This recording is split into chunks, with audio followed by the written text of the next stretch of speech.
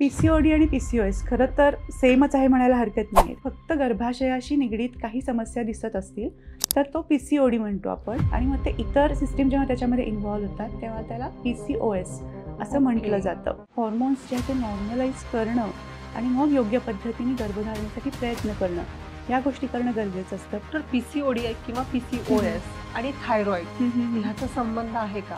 Thyroid आणि PCOD हे एकाच नाण्याच्या दोन बाजू आहेत म्हणायला हरकत नाही. शारीरिक हालचाल आपण योग्य करत नाही आहे. दुसरी महत्त्वाची गोष्ट आहे अपुरी झोप.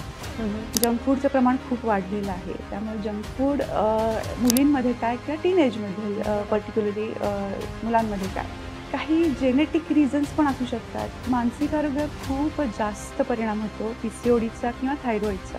थायरॉइड आणि पीसीओडीमुळे शरीरात काय बदल होतात? पर्टिक्युलरली अनियमित पाळी, इरेग्युलर मेन्सेस, हे आपल्याला पीसीओडीमध्ये दिसतं. बरोबर. पीसीओडी होण्यामागं मला हे कारण नक्कीच वाटतंय, स्मोकिंग किंवा अल्कोहोल कन्झम्पशन जे आहे त्याचं प्रमाण सुद्धा मुलींमध्ये वाढताना दिसतंय. आणि ते फार डेंजरस आहे. तुमच्या फिजिकल फिटनेस अतिशय महत्त्वाचं आहे. तुम्ही थोडेसे ओबेसमध्ये असाल किंवा अंडरवेटमध्ये असाल तरीही. गर्भधारणेवर किती परिणाम होतो? सगळ्या गोष्टींचा खूप जास्त परिणाम होतो. टेम्पररी पिरियड्स येत नाही आहेत म्हणून काहीतरी गोळ्या घेऊन ते पिरियड्स आणण्यासाठी प्रयत्न करणं, यापेक्षा तुम्ही तुमच्या लाईफस्टाईलवरती काम करणं फार गरजेचं आहे. कॉजवर काम करणं. येस, घाबरून जाऊ नका. तुम्हाला प्रत्येक गोष्टीसाठी सोल्युशन नक्कीच आहे.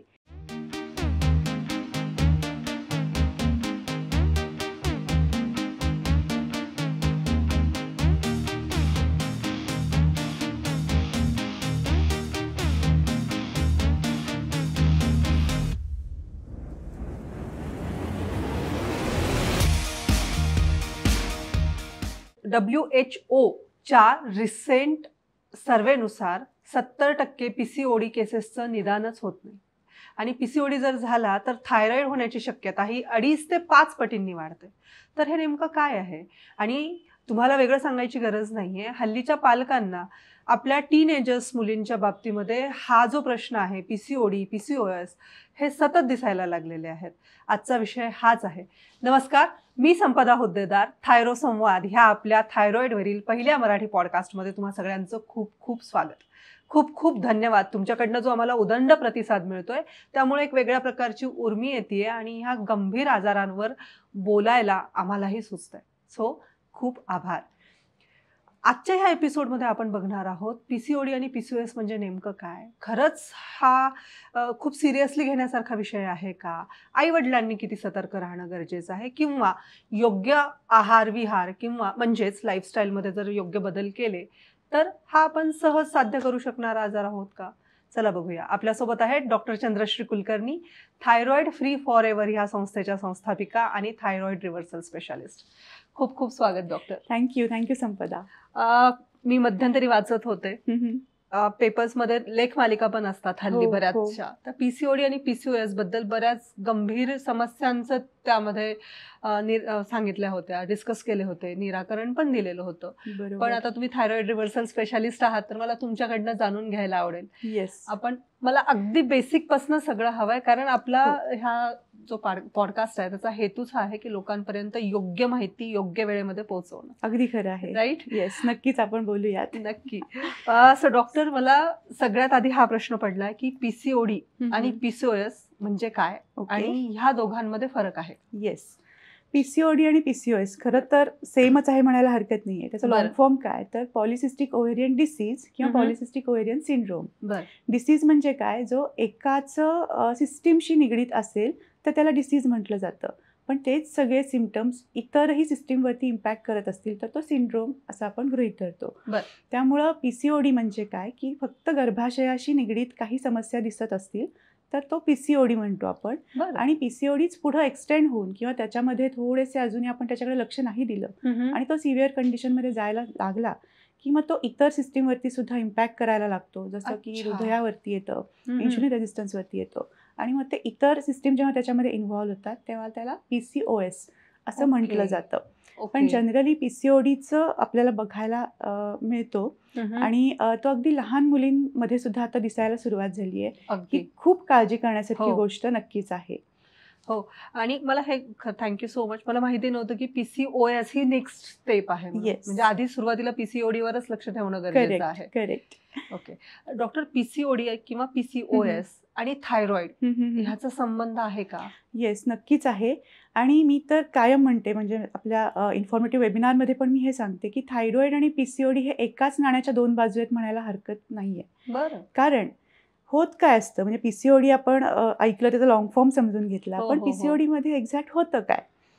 नॉर्मल सिस्टीम असते की गर्भधारणा होण्यासाठी किंवा पिरियड्स येण्यासाठी आपली जी ओव्हरी असते तिथं ओव्हम किंवा एग, अंड असं जे म्हटलं जातं, ते योग्य पद्धतीने तयार होणं, ते फॉलोपॉईन ट्यूबमधनं गर्भाशयामध्ये येणं, तिथं पुरुष बीजाशी संपर्क झाला तर गर्भधारणा होणं, अदरवाईज आपल्या रेग्युलर मासिक पाळीनुसार ते शरीरातनं बाहेर पडायला लागणं, हे नॉर्मल सिस्टीम आहे. पण PCOD मध्ये होतं काय, या कंडिशनमध्ये स्त्री सेक्स हॉर्मोन्सपेक्षा पुरुष सेक्स हॉर्मोन्सची टेंडन्सी वाढायला लागते. त्याच्यामुळं हे जे ओव्हरीमध्ये तयार होणारं एग किंवा ओव्हम आहे ते योग्य पद्धतीने तयार होत नाही. ते तिथंच एखाद्या पाण्याने भरलेल्या थैलीसारखं थिजून राहतं. त्याला आपण सिस्ट असं म्हणतो. आणि हे मल्टिपल एग्समध्ये दिसतं, म्हणून याला पॉलिसिस्टिक ओव्हेरियन डिसीज असं म्हटलं जातं. आणि ह्याचा इम्पॅक्ट मग तो ओव्हरीमध्ये जो ओव्हम जो तयार होणं गरजेचं असतं तोच योग्य पद्धतीने तयार होत नाही. त्यामुळे पुढं गर्भधारणेला सुद्धा मुलींमध्ये प्रॉब्लेम येण्याची शक्यता खूप जास्त असते. याची कारणं काय आहेत? मुख्य कारण जसं मी आता म्हटलं की पुरुष सेक्स हॉर्मोन्स वाढायला लागतात, अँड्रोजेन असं म्हणतात. त्यातल्या त्यात पर्टिक्युलरली टेस्टेस्टेरॉन हे जे आहे ते वाढीला लागतं. आणि याचाच परिणाम जे LH आणि FSH, ल्युटिनायझिंग हॉर्मोन आणि फॉलिकल स्टिम्युलेटिंग हार्मोन, हे जे स्त्री सेक्स हॉर्मोन्स आहेत त्याच्यावरती होतो. प्रमाण वाढायला लागतं पुरुष सेक्स हॉर्मोन्सचं, कमी व्हायला लागतं स्त्री सेक्स हॉर्मोन्सचं. आणि त्याच्यामुळं इस्ट्रोजेन हे जे गर्भधारणेसाठी पूरक असणारं स्त्री हॉर्मोन आहे तेही कमी प्रमाणात डेव्हलप व्हायला लागतं. सो याचा परिणाम म्हणून एकतर ते कॉजेस आपण बोलतो आहोत, त्यातला सेक्स हॉर्मोन्स पहिला आहे जो वाढत जातो. दुसरं आहे आपण जर योग्य पद्धतीचा डाएट घेत नसू, जंक फूडचं प्रमाण खूप वाढलेलं आहे. त्यामुळे जंक फूड मुलींमध्ये काय किंवा टीनेजमध्ये पर्टिक्युलरली मुलांमध्ये काय, त्या प्रमाणामुळं या हॉर्मोन्समध्ये फार योग्य पद्धतीने वाढ न होता ती डिस्टर्ब व्हायला सुरुवात होत असते. दुसरी महत्त्वाची गोष्ट आहे अपुरी झोप. तेही आपल्याला टीनेजमध्येच खूप जास्त बघायला मिळतंय. सो त्याचेही कारण आपल्याला PCODमध्ये जाण्यामध्ये दिसू शकतं.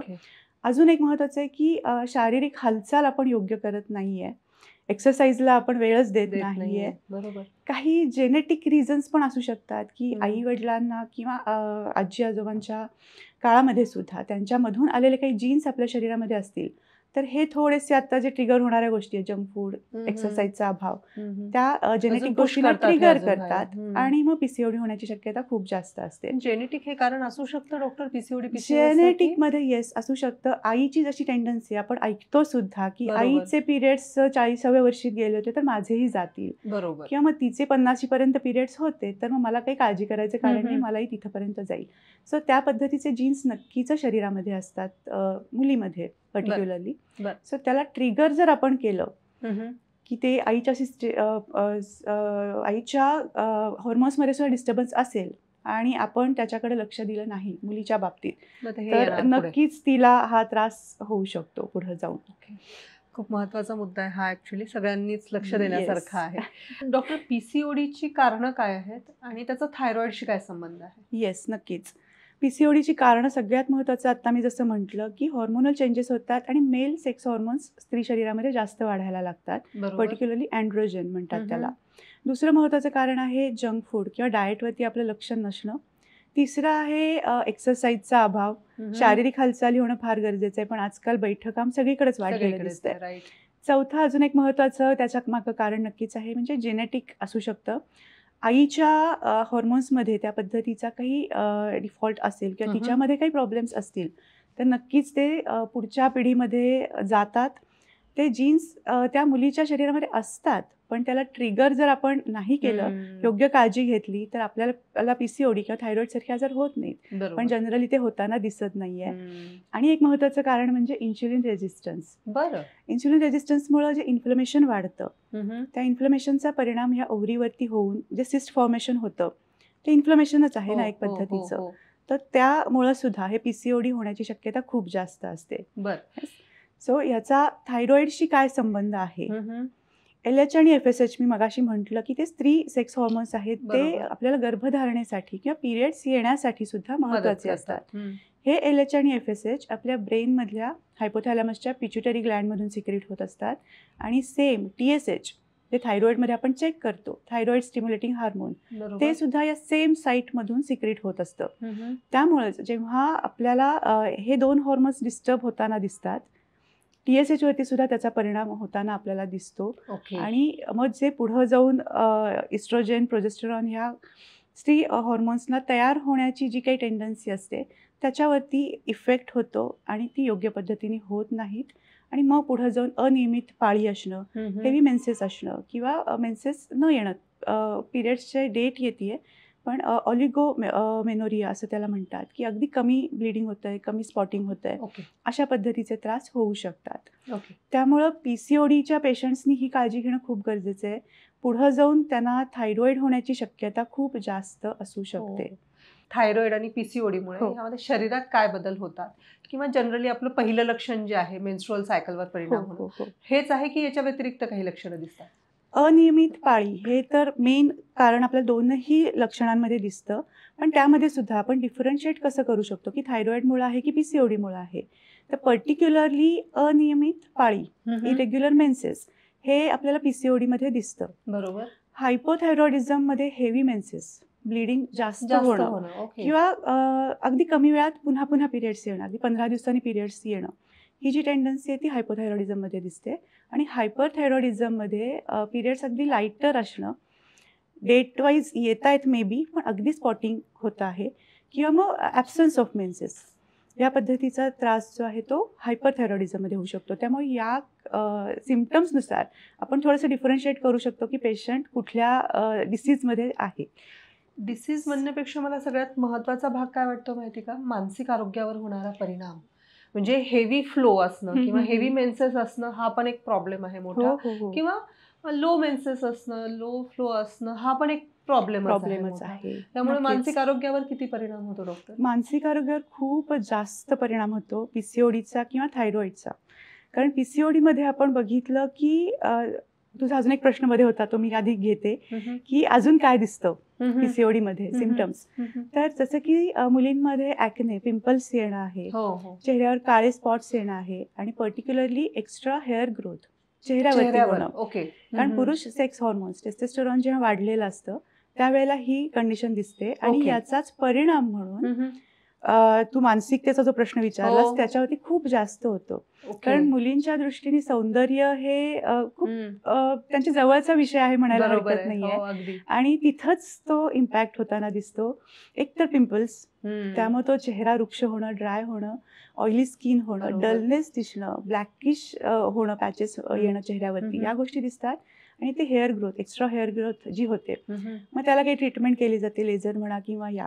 पण इंटरनल आपण जोपर्यंत त्याच्यावरती काम करणार नसतो, इथं आपल्याला त्याचा परिणाम दिसत नसतो. बरोबर. त्यामुळे सतत वाढणारे ते चेहऱ्यावरचे केस किंवा चेहऱ्याची झालेली दुर्दशा, याचा एक खूप मोठा इम्पॅक्ट सेल्फ एस्टीमवरती खूप जास्त होतो.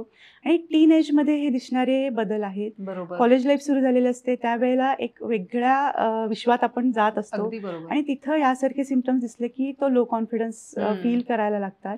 त्यामुळे नैराश्य येणं किंवा चिंता किंवा ओव्हर थिंकिंग आपण म्हणतो आहोत, या गोष्टी त्या मुलींमध्ये खूप जास्त दिसायला लागतात. त्यामुळे त्याच्यावरती आपल्याला फार काम करणं गरजेचं आहे. विशियस सायकल पुढे म्हणजे नैराश्य, चिंता किंवा ओव्हर थिंकिंग जसं तुम्ही म्हणताय, ह्याच्या पुढच्या स्टेप्स मग थायरॉइड किंवा लाईफस्टाईल डिसऑर्डर्स, म्हणजे ही विशियस सायकलच आहे. अगदीच नक्की.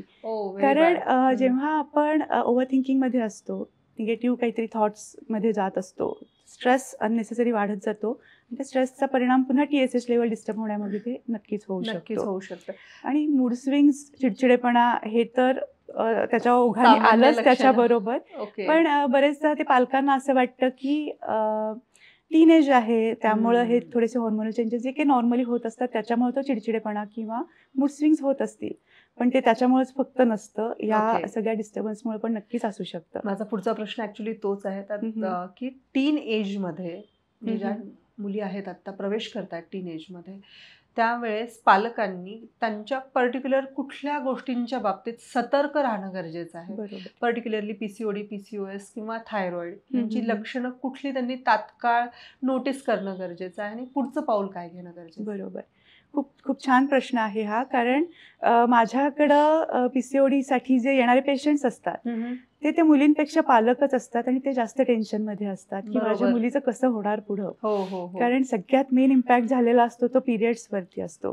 त्यामुळं जेव्हा पिरियड्स येत आहेत प्युबर्टी एजमध्ये, त्यावेळेला ती सायकल व्यवस्थित सुरू आहे ना ह्याच्याकडे पालकांचं फार लक्ष असणं गरजेचं आहे. बरोबर. की महिन्याच्या महिन्याला ते पिरियड्स येत आहेत का, पिरियड्स येतात ठीक आहे, 2-3 दिवस मागं पुढे झाले हरकत नाहीये, पण ते बरेच डिले होत आहेत का, खूप आधी येत आहेत का, खूप नंतर येत आहेत का, ब्लिडिंगचा फ्लो कसा आहे, हेही थोडंसं आई म्हणून पर्टिक्युलरली, कारण हा विषय वडिलांकडे जात नाही, तर आईचं इथं लक्ष असणं गरजेचं आहे. मुलींना विचारलं गेलं पाहिजे पर्टिक्युलरली व्यवस्थित, कारण मुलींना तो अवेअरनेस नसतो, लहान असतात आणि त्यांना ते कळतही नसतं की काय होतं. प्युबर्टी एज किती अलीकडे आलंय, खूप आधी आलंय. म्हणजे 10 वर्षाच्या मुलींमध्ये पण अगदी सर्रास दिसत आहे. जे आधी 13-14 वर्ष होतं ते खूप अलीकडे आलंय. त्यामुळं या मुलींना एक तर तो अवेअरनेस नसतो, काही कळत नसतं काय होतोय आपल्यामध्ये बदल. त्यामुळे पालकांना याच्याकडे लक्ष देणं फार महत्वाचं नक्कीच आहे.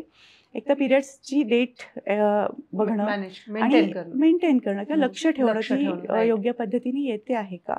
ते जर नसेल तर योग्य काळजी घेणं, मग ट्रीटमेंट वाईज असेल किंवा लाईफस्टाईलवरती काम करणं आहे, हे आपल्याला करणं गरजेचं आहेच आहे.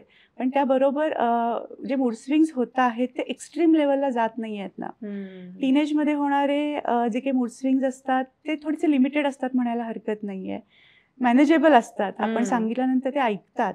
पण बरेचदा या केसेसमध्ये जेव्हा हे हॉर्मोन्स डिस्टर्ब होतात, एक्स्ट्रीम चेंजेस होतात मुलींमध्ये, तळतळाट करणं, तणतण होणं जी म्हणतो ते होताना दिसतं. सो अशा काही मानसिक सुद्धा सिम्पटम्स दिसत असतील तर त्याच्यावरती सुद्धा फोकस करणं नक्कीच गरजेचं आहे. जसं तुम्ही म्हणालात खूप चिडचिड करणं, मुली एकदम शांत पण होतात का, असं पाहिलंय कुठल्या केसेस? खूप कमी रेअर केसेसमध्ये मला हे दिसलेलं आहे. मॅक्सिमम चिडचिडेपणा वाढणं आणि ह्याच्यामध्ये जे मी मगाशी म्हटलं नैराश्य येतं आहे किंवा चिंता केली जाते आहे, त्या केसेसमध्ये तो शांत बसण्यापेक्षा बाहेर पडतो जास्त. बरोबर. कुठल्या ना कुठल्या रूपामध्ये तो एक्सप्रेस केला जातो आणि तो एक्स्ट्रीम लेवलला एक्सप्रेस केला जातो. सो इथं आपल्याला त्यांचे मूड सांभाळणं हे नक्कीच गरजेचं आहे. कारण पिरियड्समध्ये जनरलीच बायकांना आपण म्हणतो की मूड स्विंग्स होत असतात आणि ती वेळ अशी असते की त्यांची मानसिकता आपल्याला सांभाळणं गरजेचं आहे. बरोबर. सो प्युबर्टी एजमध्ये तर पर्टिक्युलरली याकडे फार लक्ष देणं गरजेचं आहे. फार मोठा खूप मोठा नक्कीच आहे. कारण आताची लाईफस्टाईल अशी आहे की समोर इतकी व्यवधानं दिसत आहेत किंवा इतकी काही काय म्हणतात ते अट्रॅक्शन्स दिसत आहेत जी मुलांना तिकडे खेचत आहेत आणि ती नक्कीच त्रासदायक आहेत. अजून एक वाईट परिणाम होऊ शकतो ते म्हणजे टीनेज मुलींमध्ये आणि पीसीओडी होण्यामागं मला हे कारण नक्कीच वाटतंय, स्मोकिंग किंवा अल्कोहोल कन्झम्पशन जे आहे त्याचं प्रमाण सुद्धा मुलींमध्ये वाढताना दिसतंय आणि ते फार डेंजरस आहे. सो बरेचदा आता हा विषय माहिती नाही की स्त्री पुरुष समानता इथं कितपत ते आहे, पण त्या दृष्टीने ते घेतलं जातं की मुलींचा विचार असतो की मुलं घेतात ना तर मला काय हरकत आहे, त्याला तुम्ही रिस्ट्रिक्शन करत नाही, मला का करता आहात. बरोबर. पण हे करणं नक्कीच गरजेचं आहे कारण दोघांची शरीरं खूप वेगवेगळ्या पद्धतीने बनले, दोघांचे हॉर्मोन्स वेगवेगळे आहेत आणि आता कॉलेज गोईंग स्टुडंट्समध्ये हे खूप दिसतं आहे, प्रमाण वाढलंय आणि त्याचा इम्पॅक्ट या हॉर्मोन्सवरती होतोय आणि मग पुढे जाऊन इनफर्टिलिटी सारख्या गोष्टींना सुद्धा त्या मुलीला फेस करावं लागू शकतं. बरोबर. आता मला फक्त हे विचारायचं होतं तुम्हाला, ओबेसिटी किंवा इन्सुलिन रेझिस्टन्स हे पीसीओडी आणि पीसीओएस किंवा थायरॉइड ह्या व्यक्तींमध्ये होतच का?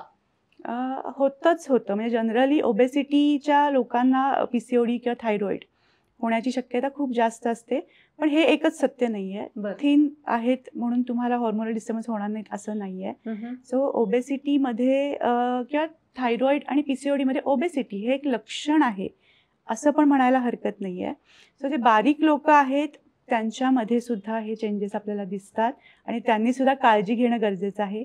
मी माझं वेट ठीक आहे किंवा अंडरवेट आहे म्हणून मला या गोष्टी होणार नाहीत असं नक्कीच नाही आहे. ओके. सो तुमचा फिजिकल फिटनेस अतिशय महत्त्वाचा आहे. तुम्ही थोडेसे ओबेसमध्ये असाल किंवा अंडरवेटमध्ये असाल तरीही. ओके. डॉक्टर, पीसीओडी पीसीओएस ह्यांना जर सातत्यानं दुर्लक्ष केलं, म्हणजे आता जसं मी सांगितलंय का सर्वेनुसार 70% लोकांमध्ये ह्याचं निदानच होत नाही, कदाचित दुर्लक्षामुळे असेल, मग यामधनं कुठले गुंतागुंतीचे आजार होऊ शकतात भविष्यामध्ये? नक्कीच होऊ शकतात. हे तू खूप छान मगापासून सांगतेस की 70% लोकांना अवेअरनेसच नाहीये किंवा ती डायग्नोसिस झालेली नाहीये. दुर्लक्ष हे त्याच्यात खूप महत्वाचं आहे की माझे पिरियड्स असेच आहेत किंवा ठीक आहे असं चाललंय चालू द्या, पण त्याच्याकडे नक्कीच लक्ष देणं गरजेचं आहे. अदरवाईज आपल्याला इतर काही आजारांना आपण आमंत्रण देणारे नक्कीच ठरू शकतो. पर्टिक्युलरली थायरॉइड हा सगळ्यात मोठा आजार आहे आणि इन्शुलिन रेझिस्टन्स आपण बघतो आहोत. इन्फ्लमेशन शरीरात वाढतं आणि तो पुढे टाईप 2 डायबेटीसला नक्कीच खेचून घेणारा एक अट्रॅक्ट करणारा एक लक्षण आहे म्हणायला हरकत नाही आहे. त्यामुळं जर ह्या पीसीओडीकडे आपण दुर्लक्ष केलं तर एक तर थायरॉइड, टाईप 2 डायबेटीस किंवा हार्टशी निगडीत काही आजार, हृदयरोग आपण त्याला म्हणतो, कारण थायरॉइड जेव्हा होतं त्यावेळेला पाल्पिटेशन्स होणं किंवा पल्स रेट वाढणं, पल्स रेट कमी होणं या ज्या गोष्टी होत असतात त्याही पुढं जाऊन हृदयरोगाला आमंत्रण देणारे ठरू शकतात. त्याचबरोबर मेटाबॉलिक काही सिंड्रोम्स होण्याची शक्यता सुद्धा खूप जास्त असते. पचनशक्तीवरती तिथं आघात केला जातो. त्यामुळं एकतर ॲसिडिटी असेल, कॉन्स्टिपेशन असेल, काही पद्धतीचे अल्सर्स सुद्धा डेव्हलप होऊ शकतात जर आपण याच्याकडे दुर्लक्ष केलं तर. सो नक्कीच हा हलक्यामध्ये घेण्याचा आजार नाही आहे. केवढे गंभीर आजार आहेत. हायपरटेन्शन म्हणालात, ओबेसिटी, डायबिटीज, मेटाबॉलिझम, ह्या सगळ्या गोष्टींकडे दुर्लक्ष करून कसं चालेल? अगदीच. आणि सगळ्यात महत्त्वाचं, ती जी मुलगी आहे तिचं स्त्रीत्व टिकवणं म्हणजे काय की ती गर्भधारणा करू शकणं आणि इनफर्टिलिटी हे मेजर लक्षण आपल्याला इथं दिसतं. प्रश्न माझा तोच होता आणि सगळ्यात शेवटी मुद्दाम ठेवलाय कारण तो खूप महत्त्वाचा आहे. गर्भधारणेवर किती परिणाम होतो या सगळ्या गोष्टींचा? खूप जास्त परिणाम होतो, कारण पीसीओडी मध्ये आपण जे बघितले ओवम जो आहे तो एक तर सिस्ट फॉर्म मध्ये असतो. बरोबर. त्यामुळं ओव्ह्युलेशनच होत नाही. ओव्ह्युलेशन झालं नाही तर त्यावेळेला आपल्याला ओव्ह्युलेशनचा एक तिथं प्रश्न येतोच आहे आणि दुसरा आहे अनियमित पाळी. सो या दोनही गोष्टींमुळं तुम्हाला गर्भधारणा करायची इच्छा असेल तरी पण मग तो संभोगाचा काळ कुठला असला पाहिजे हेही आपल्याला ठरवता येत नाही. कारण पिरियड्स तुमचे रेग्युलर नाही आहेत तर ओव्ह्युलेशन कधी होणार आहे आणि तुम्हाला फर्टिलायझेशन कधी होणार आहे हे डिसाईड करता येत नाही. त्यामुळं पहिल्यांदा आपल्याला हे हॉर्मोन्स जे आहे ते नॉर्मलाइज करणं आणि मग योग्य पद्धतीने गर्भधारणेसाठी प्रयत्न करणं या गोष्टी करणं गरजेचं असतं. पण बरेचदा हे होताना दिसत नाही. त्या गोष्टींकडे लक्ष दिलं जात नाही. फक्त कुठेतरी मेडिसिनवरती सपोर्ट घेऊन ते मॅनेज करण्याचा प्रयत्न केला जातो आणि म्हणूनच या हॉर्मोन्सवरती जो परिणाम झाला आहे, मग इस्ट्रोजन आणि प्रोजेस्टेरॉन जे गर्भधारणेसाठी लागणारे अजूनही काही स्त्री हॉर्मोन्स आहेत त्याच्यावरही इम्पॅक्ट होतो.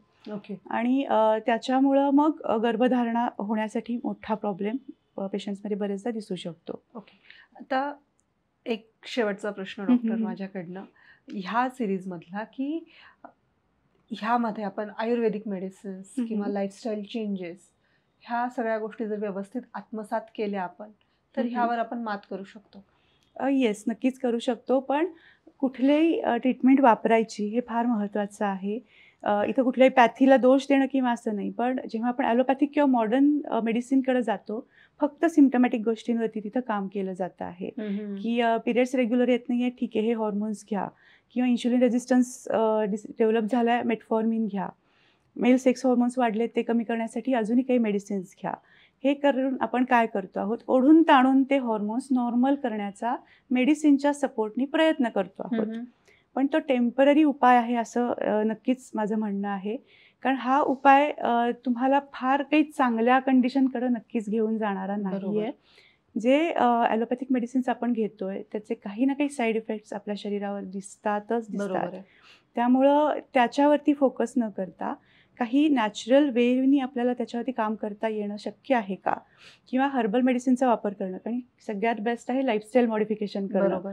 हा विचार करणं फार महत्त्वाचं नक्कीच आहे. बरोबर. सो माझं सजेशन नक्कीच हे राहतं की टेम्पररी पिरियड्स येत नाही आहेत म्हणून काहीतरी गोळ्या घेऊन ते पिरियड्स आणण्यासाठी प्रयत्न करणं, यापेक्षा तुम्ही तुमच्या लाईफस्टाईलवरती काम करणं फार गरजेचं रूट आहे. कॉजवर काम करणं गरजेचं आहे. तुम्ही तुमचा आहार बदललात, सात्विक आहारावरती शिफ्ट झालात, तर त्याचे जे सिम्पटम्स चेहऱ्यावरती सुद्धा दिसत आहेत ॲक्नेच्या स्वरूपात किंवा बाकी काही स्वरूपात, तर तेही कमी व्हायला नक्कीच मदत होते. इवन मॉडर्न सायन्समध्ये जी काही लेझर थेरपी केली जाते, हर्स्युटिझम म्हणजे एक्स्ट्रा हेअर ग्रोथ जी चेहऱ्यावरची आहे, ती पण तात्पुरताच उपाय आहे म्हणायला हरकत नाही आहे. इंटरनल हॉर्मोन्स जोपर्यंत आपण ठीक करत नाहीये तोपर्यंत एक्सटर्नल उपाय करून काही उपयोग नाही आहे. पुन्हा ते डिस्टर्बन्स होत राहणार आहे आणि पुन्हा ते सिम्पटम्स दिसत राहणार आहेत. त्यामुळं पर्टिक्युलरली आपल्या डाएटवरती फोकस करणं, त्याच्यामध्ये मग शुगर शक्यतो आपल्याला टाळणं गरजेचं आहे, कारण शुगरनी इन्फ्लमेशन वाढतं, इन्शुलिन रेजिस्टन्स वाढतो. जंक फूड आपल्याला टाळलं पाहिजे, कारण कुठल्याही जंक फूडमध्ये आजकाल शुगर असतेच असते. रिफाईंड प्रोडक्ट्स आपल्याला त्रासदायक ठरू शकतात, सो ते आपल्याला टाळणं फार महत्त्वाचं आहे. आणि सात्विक आणि नॅचरल फूडवरती आपल्याला येणं फार महत्त्वाचं आहे. जसं की फ्रूट्स आपण घेऊ शकतो, व्हेजिटेबल्सवरती भर देऊ शकतो. ॲसिडिटी कमी करणारे जे जे काही घटक आपल्या आहारामध्ये आपण घेणं गरजेचं आहे, त्यांनी सुद्धा खूप जास्त उपयोग होताना दिसतो आपल्याला पीसीओडीमध्ये. जिथे आनंद मिळेल तिथे मन रमवणं सुद्धा अगदी अगदी अगदी मानसिक स्वास्थ्यासाठी ते फार महत्त्वाचं आहे. नक्कीच. डॉक्टर, मला एक प्रश्न महत्त्वाचा पडलाय की अर्ली एज मध्ये जर पीसीओएस डायग्नोज करायचं म्हणजे बघायचं असेल, आपल्याला लक्ष द्यायचं असेल, तर कुठल्या डायग्नोस्टिक टेस्ट उपयोगाच्या आहेत आणि त्याची फ्रिक्वेन्सी किती असणं अपेक्षित? करेक्ट, नक्कीच हे फार महत्त्वाचं आहे. कारण जसं मगाशी आपण त्या फ्लोमध्ये होतो की पेरेंट्सनी कशाची काळजी घेतली पाहिजे, तर ते सिम्पटम्स जेव्हा दिसतात त्यावेळेला पीसीओडीचे सिम्पटम्स दिसत असतील तर आपल्याला एकतर सेक्स हॉर्मोन्स जे आहेत ते चेक करणं गरजेचं आहे, फिमेल आणि मेल सेक्स हॉर्मोन्स अँड्रोजन जर जास्त असतील तर ते पीसीओडीचं लक्षण नक्कीच असतं. त्या व्यतिरिक्त आपल्याला सोनोग्राफी जी आहे यूएसची ती करणं फार महत्त्वाचं आहे. जेव्हा आपण गर्भाशयाचं स्कॅनिंग करणार आहोत तेव्हा आपल्याला ओव्हरीची साईज, ओव्हरीमध्ये असलेलं एगचं फर्टिलायझेशन होण्याची त्याची जी प्रोसेस आहे ती होती आहे का की सिस्ट फॉर्ममध्ये आहे, हे आपल्याला खूप जास्त चांगल्या पद्धतीने कळू शकतं. त्यामुळं सोनोग्राफी पण सजेस्ट करताना आपण ॲब्डॉमिन आणि पेल्विस या दोनही पद्धतीची ॲडवाईस करतो. जनरली आपल्याला डायग्नोसिस करण्यासाठी फर्स्ट टाईम जेव्हा पेशंट आपल्याकडे येतो त्यावेळेला ही सोनोग्राफी करणं नक्कीच गरजेचं आहे, पण वारंवार करायची गरज नसते. कारण जेव्हा आपण नॅचरल वेनी जरी त्याच्यावरती काम करत असलो, सिग्निफिकंट रिझल्ट दिसायला आपल्याला किमान 6 मंथ्स द्यावे लागतात. त्यामुळे साधारण 6 महिन्यानंतर आपण हॉर्मोनल टेस्ट आणि सोनोग्राफी पेशंटला रिपीट करायला सांगणं गरजेचं असतं. दुसरं आहे थायरॉईडसाठी मग आपल्याला TFT जे थायरॉईड फंक्शन टेस्ट हे महत्त्वाचं ठरतं. त्यामुळे जेव्हा असे दोन्ही सिम्पटम्स आपल्याला दिसत असतात, ह्या 2 टेस्ट तरी पर्टिक्युलरली, एकतर हॉर्मोन्सच्या सोनोग्राफी आणि थायरॉईड लेवल्स, हे आपल्याला बेटर डिफरन्शिएट करायला उपयोगी ठरतं कुठल्या डिसीजमध्ये आपण आहोत यासाठी. डॉक्टर, तुम्ही अशा काही चॅलेंजिंग केसेस हाताळल्या आहेत का? पीसीओडी, पीसीओएस आणि थायरॉइड हे तिन्ही कॉम्बिनेशन असलेले? येस, नक्कीच. म्हणजे तिन्ही इंडिव्हिज्युअल पण बऱ्याचशा केसेस आपल्याकडे येतात आणि तिन्ही असलेल्याही केसेस आपल्याकडे नक्कीच असतात. पण जनरली पीसीओडी फक्त आहे अशा पेशंट्समध्ये एकच डिसीज असेल तर तो लवकर क्युअर होतो म्हणायला हरकत नाही आहे. सो तशी केस एक नक्कीच मी शेअर करेन. माधुरी मॅडमच होत्या आपल्याकडं. सो आपल्याकडे आल्या त्यावेळेला पीसीओडीनी इतक्या त्रस्त होत्या आणि त्यांना सिम्पटम्स म्हणावे तर इरेग्युलर पिरियड्स या गोष्टींनी त्या जास्त त्रस्त होत्या. त्यामुळं खूप ट्राय करून सुद्धा प्रेग्नन्सी राहत नव्हती आणि त्यांचा हा विश्वास होता की कुठल्याही थेरपीज म्हणजे मोठ्या काही मॉडर्न थेरपीजकडे जाण्यापेक्षा आपल्याला नॅचरली काही मार्ग निवडता येतोय का हे बघणं, आणि त्या आपल्याकडे आल्या होत्या. विदिन 3 मंथ्स त्यांचे पिरियड्स रेग्युलर झाले आणि 8व्या महिन्यामध्ये त्या छान पेढे घेऊन माझ्याकडे आल्या की मॅम गुड न्यूज आहे. आणि खूप छान प्रेग्नन्सी त्यांना कन्सिव्ह पण झाली, कॅरी फॉरवर्ड पण झाली आणि छान आता 1.5 वर्षाची मुलगी त्यांची आहे. तर त्या मला छान मस्त फोटो पाठवत असतात की हे आमच्यासाठी जास्त समाधानकारक असतं पेशंट बरं होताना बघणं. त्यामुळं आणि आपल्या आनंदोत्सवमध्ये त्यांना आपण बोलवलं होतं. सो त्यांना ते अश्रू अनावर झाले होते की खूप प्रयत्न करून आणि या केसेसमध्ये म्हणजे गर्भधारणा राहण्यासाठी पर्टिक्युलरली घरातून आणि सोशल खूप बर्डन असतं. बरोबर. आणि पुरुषांवरती नसतं, ते सगळं बायकांवरतीच येतं. त्यामुळे ती इतकी इमोशनल झाली होती की ती गुड न्यूज तिला कळल्यानंतर सुद्धा. तर हे होऊ शकतं, नक्कीच होऊ शकतं. कुठल्याही पद्धतीने आपल्या शरीराला फार त्रास न देता योग्य पद्धतीने आपण लाईफस्टाईल मॉडिफाय करू शकलो तर पिरियड्स रेग्युलराईज होणं आणि नॅचरल प्रेग्नन्सी कन्सिव्ह होणं आणि ती व्यवस्थित डिलिव्हरी झाल्यानंतर सुद्धा बेबीमध्ये काही हेल्दी बेबी होणं हे नक्कीच आपल्याकडं आपण बघितलेलं आहे. दुसरी एक पेशंट होती हॅशिमोटोज पद्धतीचा थायरॉइड. मुंबईची पेशंट होती. सो हॅशिमोटोजमध्ये एक तर थायरॉइड रिव्हर्स होणं पहिली खूप कठीण गोष्ट आहे, कष्टसाध्य. आपण आधीच्या एपिसोडमध्ये बघितलं आहे की खूप स्लोली त्यांच्यामध्ये प्रोग्रेस होताना दिसते. पण त्यांना सुद्धा हॅशिमोटोजमधनं सुद्धा रिव्हर्सल मिळण्यामध्ये आपल्या ट्रीटमेंटमध्ये खूप जास्त यश मिळालं आणि नॅचरल प्रेग्नन्सी सुद्धा त्या कन्सिव्ह करू शकल्या. त्यांच्याही मध्ये साधारण एक आय थिंक 8 का 9 वर्षानंतर त्यांना ती प्रेग्नन्सी कन्सिव्ह झाली. सो ती पण आपल्यासाठी एक नक्कीच आनंदाची गोष्ट होती. आणि अजून एक म्हटलं एक 14 वर्षानंतर सुद्धा नॅचरल प्रेग्नन्सी राहिलेले केसेस आपल्याकडे आहेत. सो त्यांचे तर म्हणजे असे मेसेजेस असतात आपल्याला की देवत्वाकडे नेण्यासाठी. आपण ते नसतो, आपण एक माध्यम असतो त्यांच्यासाठी. पण नक्कीच या गोष्टी होऊ शकतात. त्यामुळं लक्ष देणं, इनफर्टिलिटी आहे म्हणून काहीतरी त्रास करून घेणं, मानसिक सुद्धा आणि शारीरिक सुद्धा, त्यापेक्षा त्याच्यावरती सोल्युशन शोधणं आणि काम करणं हे नक्कीच गरजेचं असतं. अगदी बरोबर. आणि अजून एक केस नक्कीच सांगू इच्छिते. नुकतंच तिचं लग्न ठरतंय, म्हणजे साधारण 22-23च्या तिच्या इयर्समध्ये, तिच्या वर्षामध्ये PCOD डिटेक्ट झालं. PCOD डिटेक्ट झाल्यानंतर इरेग्युलर पिरियड्स आणि त्याच्याबरोबर ओव्हरवेट व्हायला लागली ती. आणि ओव्हर इटिंग, एक PCODमध्ये हे एक लक्षण दिसतं ओव्हर इटिंगचं. सो ते तिच्यामध्ये दिसायला लागलं. त्यामुळं जे मानसिक स्वास्थ्य तिचं ढासळलं, नैराश्य, चिंता, थोडंसं टेंडन्सीमध्ये सुद्धा ती जायला लागली. इतक्या लेवलपर्यंत ती डिस्टर्ब झालेली होती. या दोनही कंडिशनमुळे, थायरॉइड आणि PCOD दोनही तिला डिटेक्ट झालं होतं त्यावेळेला. साधारणतः 2-3 वर्ष हे सगळं होतं. ते सगळं ती सहन करत राहिली, गोळ्यांचे डोस वाढत राहिले आणि रिसेंटली आय थिंक मागच्या वर्षी ती आपल्या सिस्टीममध्ये आली आणि छान तिला थायरॉइड लेवल्स पण कंट्रोलमध्ये आल्या, गोळ्यांचे डोस कमी झालेले आहेत, पिरियड्स नॉर्मल व्हायला सुरुवात झाली आहे. कारण बरेचदा हे जे जंक फूड किंवा ज्या गोष्टी ज्या कॉजेस आपल्याला झालेले असतात ते रिकवर व्हायला थोडा काळ आपल्या शरीरावरती काम तेवढा वेळ देणं गरजेचं असतं जेव्हा आपण नैसर्गिकरित्या काम करत असतो. सो तिच्यामध्ये पण खूप छान बदल दिसतोय. नुकतंच तिचं लग्न ठरतंय तर तिचा तो प्रश्न आहे की मॅडम आता काय, कारण थायरॉइड PCOD मला होतं, छान कंट्रोलमध्ये आहे आणि रिकव्हरी मोडमध्ये आहे, तर मला पुढं काही प्रॉब्लेम येतील का आफ्टर मॅरेज, रिलेशनशिपमध्ये सुद्धा किंवा नॅचरली प्रेग्नन्सी राहण्यामध्ये सुद्धा. तर ॲब्सोल्युटली नाही. तिला आपण खूप छान काउन्सिलिंग केलेलं आहे की तू ज्या लाईफस्टाईल मॉडिफिकेशनमध्ये आहेस, ज्या गोष्टी तू फॉलो करते आहेस, त्याने तुझं सगळं रुटीन खूप व्यवस्थित तू फॉलो करू शकणार आहेस. सो हे पण मला नक्कीच तिथं सांगावंसं वाटतंय की घाबरून जाऊ नका, तुम्हाला प्रत्येक गोष्टीसाठी सोल्युशन नक्कीच आहे. Very nice. डॉक्टर, विषय एवढे मोठे आहेत, गंभीर आहेत, सगळेच प्रश्न कव्हर होत नाहीयेत, त्यामुळे आजपासून एक नवीन सेक्शन ऍड करतो, रॅपिड फायर. नक्कीच चालेल. म्हणजे आपला हेतू सगळ्यांपर्यंत जास्तीत जास्त नॉलेज पोहोचवणं गरजेचं आहे म्हणून. बरोबर. चालेल. बरेच जणांचे कमेंट्स मध्ये प्रश्न आपल्याला येतात, सो बरेचे आपण घेण्याचा प्रयत्न करतो. अगदी बरोबर. आपण यातून ते नक्कीच बरोबर क्लिअर करू शकतो. नक्कीच. सुरू करूया रॅपिड फायर. हो. PCOD किंवा PCOS बरा होऊ शकतो का फक्त औषधांनी? फक्त औषधांनी नक्कीच नाही. लाईफस्टाईल मॉडिफिकेशन किंवा नैसर्गिक गोष्टी वापरणं हे फार गरजेचं आहे. ओके.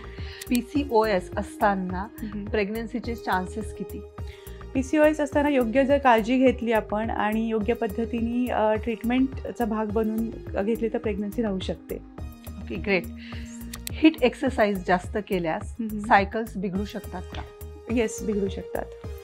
त्यामुळं कुठलीही गोष्ट अतिरिक्त करू नये, चांगली असली तरी. त्यामुळे योग्य प्रमाणात गोष्टी करणं गरजेचं आहे. आपण मगाशी टीनेजर्समध्ये पिरियड्सचा कन्सर्न रेज केलेला होता, तो डिस्कस केला. तर पिरियड ट्रॅकिंग ॲप्स डॉक्टरला नेमका किती डेटा देणं गरजेचं आहे? पिरियड्स ट्रॅकिंग ॲप म्हणा किंवा डॉक्टरना जेव्हा आपण भेटतो त्यावेळेला तुमच्या पिरियड्सबद्दलची माहिती नक्कीच देणं गरजेचं आहे. बरोबर. फ्रिक्वेंटली किती येत आहेत, डेट टू डेट येते आहे का, पॅड्स किती चेंज करावे लागतात, त्याच्यावरून फ्लो कसा आहे ते कळतं आहे आपल्याला.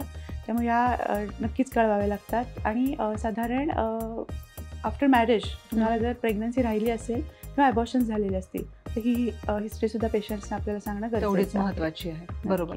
पिरियड सुरू झाले म्हणजे PCOS गेलं का? नक्कीच नाही, नक्कीच नाही. कारण इंटरनल हॉर्मोन्स जे डिस्टर्ब झालेले आहेत ते नॉर्मलाइज होणं आणि कंटिन्युअसली रेग्युलर नीट यायला लागणं म्हणजे हॉर्मोन्स सबसाईड झालेले आहेत म्हणायला हरकत नाही. सो एकच पिरियड्स रेग्युलर आला म्हणजे PCOD रिवर्स झाला असं नक्कीच नाही. ओके. विटॅमिन्स किंवा सप्लिमेंट्सची कमतरता PCOSला अजून वर्स करते का? हो, नक्कीच करते. Particularly vitamin B12, vitamin D3, protein या गोष्टी आपल्याला रेग्युलर मेंटेन ठेवणं फार गरजेचं आहे. Okay, great. PCOS किंवा PCOD मध्ये प्रत्येक वेळी अल्ट्रासाऊंड सोनोग्राफी गरजेची आहे का? प्रत्येक वेळी करण्याची गरज नसतेच. किमान 6 महिन्याचा गॅप तिथं ठेवणं गरजेचं आहे. ओके. फेशियल हेअर जे आपण आता डिस्कस केलंच मगाशी, त्यामध्ये मग लेझर थेरपी योग्य का नॅचरल वेनी त्यावर काम करणं गरजेचं आहे? नॅचरल वेनी काम करून हॉर्मोन्स नॉर्मलाइज करणं हे महत्त्वाचं.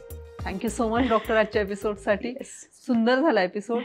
आजच्या एपिसोडचा महत्त्वाचे मुद्दे आपण सगळे कव्हर केलेले आहेत आजच्या एपिसोड्समध्ये. तुम्हाला कसं वाटलं?